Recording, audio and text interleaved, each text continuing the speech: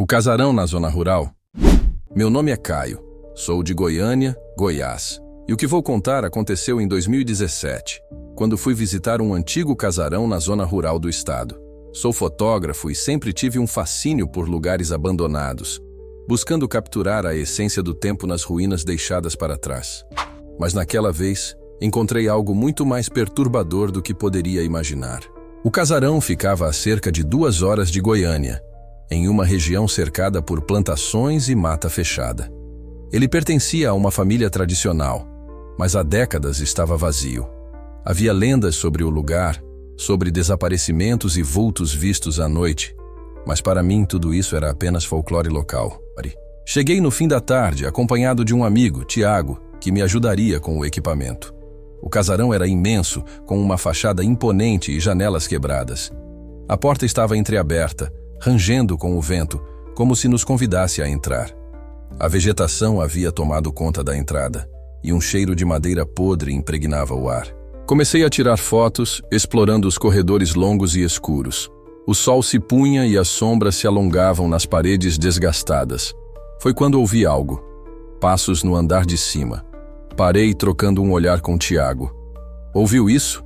Ele sussurrou. Assenti. A casa estava vazia. Ou pelo menos deveria estar. Decidimos subir as escadas. Cada degrau rangia sob nossos pés. Ao chegarmos ao 2º andar, o ar estava mais pesado, abafado. O corredor se estendia escuro à nossa frente, e ao fundo havia uma porta entreaberta. Assenti. A casa estava vazia. Ou pelo menos deveria estar. Aproximei-me com cautela, câmera em mãos. Empurrei a porta devagar. E a luz da lanterna revelou um quarto empoeirado, com uma cama de ferro antiga e um espelho grande encostado na parede. Foi então que vi. No reflexo do espelho, havia algo que não estava no quarto. Uma figura magra, de pele pálida e olhos fundos, vestindo roupas rasgadas. Fiquei paralisado. Meu coração disparou. A figura se moveu. Demos um passo para trás e o espelho trincou, como se algo quisesse sair dali. O quarto ficou gélido e ouvimos um sussurro, algo incompreensível, mas carregado de raiva. Num impulso, saímos correndo escada abaixo sem olhar para trás. O som de passos nos perseguia, como se a própria casa nos expulsasse. Quando alcançamos o lado de fora, paramos para recuperar o fôlego. Olhei para a janela do 2º andar. A figura ainda estava lá, observando. Tiago nunca mais quis falar sobre aquela noite. Eu, por outro lado, revi as fotos depois. Na maioria só ruínas e poeira. Mas em uma delas, no espelho do quarto, a silhueta estava lá. Olhando para mim, nunca mais voltei ao casarão. E até hoje, evito fotografar espelhos. O sobrenatural no interior. Meu nome é Rafael, sou de Fortaleza, Ceará, e o que vou contar aconteceu em 2016, quando fui visitar meu tio em um pequeno vilarejo no interior do estado. Nunca fui de acreditar em histórias sobrenaturais, mas essa experiência mudou minha forma de ver o mundo. Meu tio, seu Amaro, era um homem simples que vivia isolado em uma casinha no meio do sertão. Ele dizia gostar da paz e do silêncio do lugar, mas quando cheguei, percebi que algo estava diferente. Seu olhar estava sempre inquieto, e ele evitava sair de casa depois que o sol se punha. Na primeira noite, enquanto jantávamos à luz de velas, ele me contou sobre algo que vinha assombrando a região. Aqui tem coisa ruim, Rafael. O povo fala que é alma penada, mas eu sei que é pior. Perguntei o que ele queria dizer com aquilo, mas ele apenas balançou a cabeça como se tivesse medo de falar. Naquela noite, acordei no meio da madrugada com um som estranho vindo do lado de fora. Era um sussurro baixo, algo incompreensível, misturado com o barulho do vento seco passando pela vegetação. Levantei devagar e olhei pela janela. No quintal, sob a luz fraca da lua, havia uma figura parada. Era alta, magra, e seu corpo parecia envolto em algo que se mexia, como sombras vivas. Seus olhos eram buracos negros que pareciam sugar a pouca luz ao redor. Meu corpo congelou. A figura ergueu uma das mãos e apontou para mim.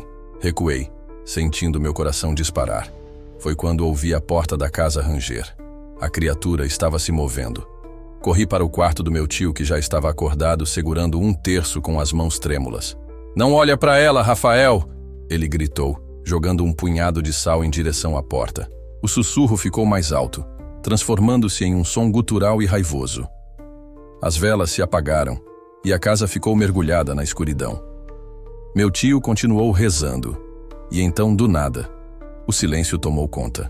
Ficamos ali, paralisados, até que o primeiro raio de sol atravessou a janela. Quando finalmente criamos coragem para sair, não havia mais nada lá fora. Nenhuma pegada, nenhum sinal do que quer que fosse aquilo. Apenas um cheiro de queimado no ar e um pedaço de pano escuro preso em uma cerca. Meu tio disse que essa entidade aparecia para aqueles que estavam marcados e que eu deveria ir embora o quanto antes. No mesmo dia, arrumei minhas coisas e parti. Nunca mais voltei àquela casa. Até hoje, quando estou sozinho e o vento sopra forte, juro que ainda consigo ouvir aquele sussurro me chamando.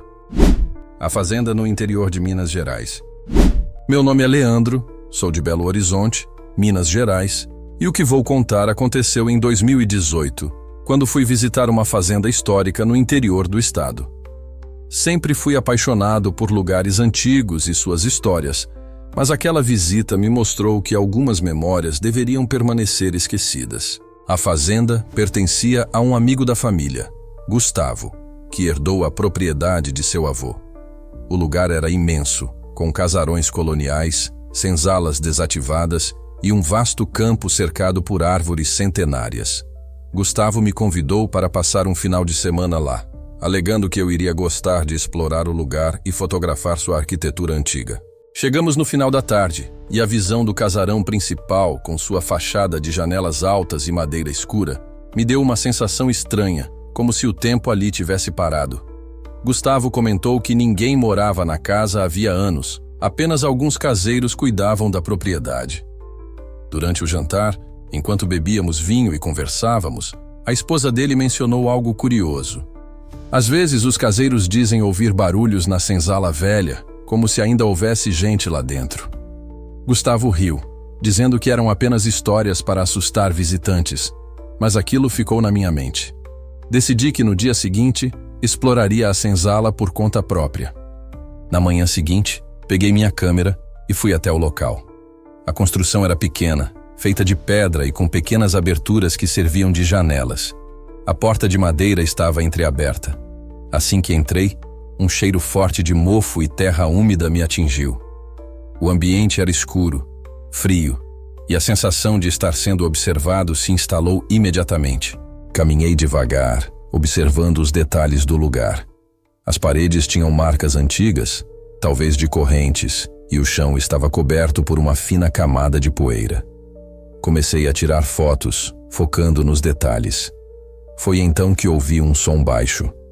Um sussurro. Meu corpo congelou. Virei a câmera para onde o som veio e, pelo visor, vi uma sombra no canto da senzala. Pisquei tentando ajustar o foco, mas a sombra parecia se mover. Um arrepio percorreu minha espinha.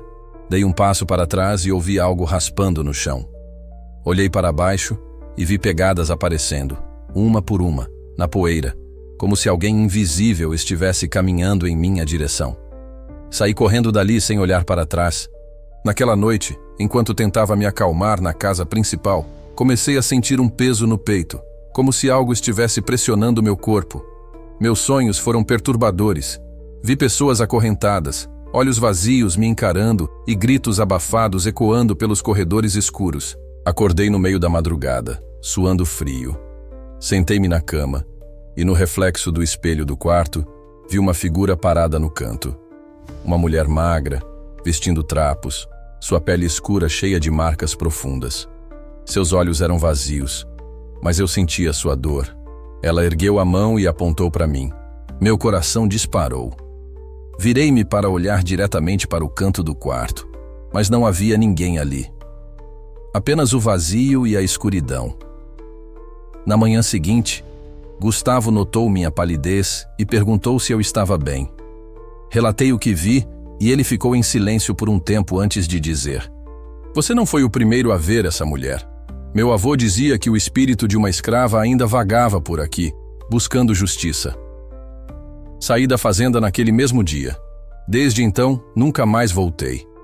Mas às vezes, quando estou sozinho, ainda sinto aquele peso no peito e escuto um sussurro distante, como se alguém me chamasse pelo nome.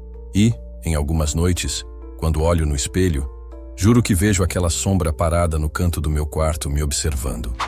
Inscreva-se no canal e ative as notificações para mais histórias aterrorizantes.